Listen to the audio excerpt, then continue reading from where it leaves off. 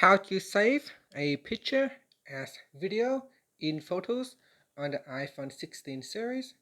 First, let's return back to the home screen by swiping up at the bottom of the screen. Then from the home screen, tap on Photos. Now in the Photos app, open up the picture. If it is a live photos, you can save the video within it. So here, tap on the More button, and from the pop-up, tap on Save as Video. And that's it. Now it is saved as a video. So here you can see there is a 2-second video clip. So I can tap on that to play the video. And that's it. After, you can swipe up to return back to the home screen. Now, not all photos can be saved as video. For example, if this picture here has been captured as a portrait pictures, it is not a live photo, so there is no video clip in it. Therefore, you won't be able to save it as a video.